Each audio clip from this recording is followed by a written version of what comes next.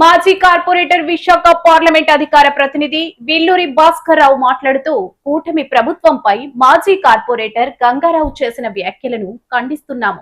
కూటమి ప్రభుత్వం చేస్తున్న అభివృద్ధి కనిపించడం లేదా?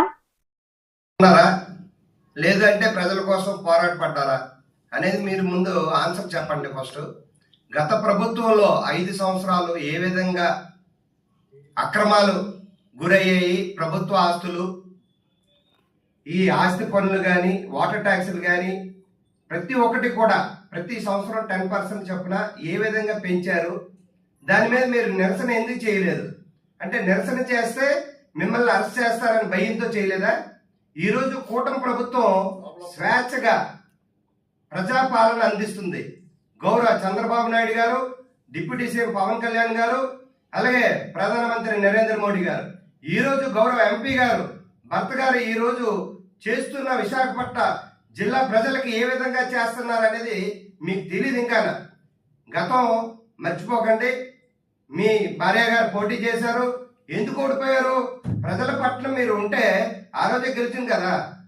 సరే, మీరు కూటమి ప్రభుత్వం వచ్చిన తర్వాత మా ఎమ్మెల్యేలు కానీ, మంత్రులు కానీ, జిల్లా ఇన్ఛార్జ్ మినిస్టర్లు కానీ ప్రతి ఒక్కరు కూడా ప్రజల పట్ల నిలబడి ప్రజల సంక్షేమం, అభివృద్ధి రెండు పాటుపడే విధంగా చేస్తున్నారు. కాబట్టి ఈరోజు మీరు ఛాలెంజ్ చేసినారు, రాబోయేది కార్పొరేషన్ ఎలక్షన్, 120 స్థానాలు మీరు పోటీ చేయండి, గల్లంత అవుతారని.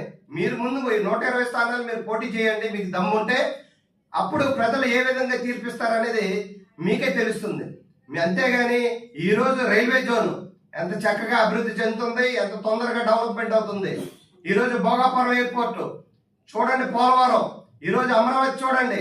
ఈరోజు మన రాష్ట్ర ప్రజలు ఏ విధంగా సంక్షేమం, అభివృద్ధి ఏ విధంగా అనుభవిస్తున్నారో మీకు ఇంకా తెలియదులా ఉంది. అందుకే ఇష్టం వచ్చినట్టు మాట్లాడుతున్నారు.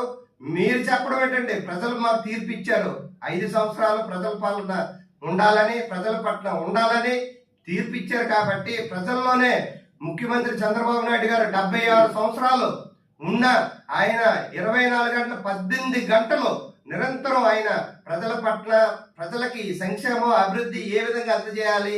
అలాగే తన తనయుడు లోకేష్ గారు ఈరోజు చూడండి, ఆయన 24 ప్రజలు తీర్పు ఇచ్చారు, కానీ ఏ రోజు కూడా ఆయన ఎంజాయ్ చేయట్లేదు పదవిని. ప్రజలకి ఏమి అందజేయాలి, నిరంతరం ప్రజల్లోనే ఉండాలి. అలాగే ఎవ్రీ మంత్ పెన్షన్ చూడండి, చంద్రబాబు నాయుడు గారు ఎవ్రీ మంత్ ప్రతి జిల్లాలో, ప్రతి గ్రామంలోకి వెళ్ళి తెల్లవారుజామున 6 గంటలకే పెన్షన్ ఇవ్వడం జరుగుతుంది. ఇలాంటి సంక్షేమం మీరు చూడండి. ఈరోజు ఏదైతే సూపర్ 6 పథకాలు పెట్టారో ఆ పథకాలన్నీ కూడా అమలు చేశాం. అదే గాజువాక ప్రాంతంలో స్టీల్ ప్లాంట్ కోసం ప్రైవేటీకరణపై చేస్తున్న ప్రభుత్వ అప్పటి ముఖ్యమంత్రి జగన్మోహన్ రెడ్డి గారు ప్రాంతానికి, స్టీల్ ప్లాంట్ ప్రాంతానికి కానివ్వండి, స్టీల్ ప్లాంట్ ప్రాంతంలో ఉద్యమం చేస్తున్న ఉద్యోగులకు కానివ్వండి, నిరాహార దీక్ష చేస్తున్న ఆ ప్రాంతంలో ఉన్న వాస్తవులు కానివ్వండి, కనీస పరామర్శ ఎందుకు చేయలేకపోయారు? ఆయన చేయలేకపోయారు. అదేవిధంగా మీరు ఆ ప్రాంతంలో కార్పొరేటర్గా ఉండి, గాజువాక ప్రాంతంలో కార్పొరేటర్ అయ్యి ఉండి మీరు ఎందుకు ఆ ప్రాంతాన్ని ఒకసారి కూడా సందర్శించలేదు? ఆ ఉద్యోగులకి, ఆ ప్రాంతంలో నిరసన చేస్తున్న మద్దతుదారు ఎందుకు మద్దతు తెలపలేదు? ఎందుకు మీ నోరు ఆ రోజు బయటికి రాలేదు, ఈ రోజు నోరు బయటకు వస్తూ ఉంది? కేవలం మీ పార్టీలో ఎదుగుదల కోసం, మీ రాజకీయ ఉనికి మనుగడ కోసం కూటమి ప్రభుత్వంలో నాయకుల మీద, కూటమి ప్రభుత్వ పెద్దల మీద మీ రాజకీయం కోసం, మీ రాజకీయ లబ్ధి కోసం ఇటువంటి అవాకులు చవాకులు పేలడం సరి కాదు, సబబు కాదని చెప్పేసి మీకు మీడియా ద్వారా తెలియజేస్తా ఉన్నాము. అలాగే 2 రూపీస్ ఏదైతే వాకర్స్కి 2 రూపీస్ ట్యాక్స్ పెట్టారు అని అంటే, అసలు ఏ ప్రభుత్వం అయినా సరే మనం ప్రజలు చెల్లించే పన్నులపైనే, ఆ ప్రజల తాలూకా చెల్లింపు పన్ను ద్వారాగానే అభివృద్ధి అన్నది జరుగుతూ ఉంటుంది. మీరు ఒక నాయకుడిగా అది మీకు తెలియకపోవడం నిజంగా చాలా విడ్డూరంగా ఉంది. జీవీఎంసీ రోడ్లు కానివ్వండి, కాలువలు కానివ్వండి, అలాగే స్ట్రీట్ లైట్స్ కానివ్వండి, అలాగే ప్రజలకి కావాల్సిన మౌలిక వసతులు అన్నీ కూడా ప్రజలు చెల్లించే పన్నుల ద్వారాగే సమకూరుతూ ఉన్నాయి.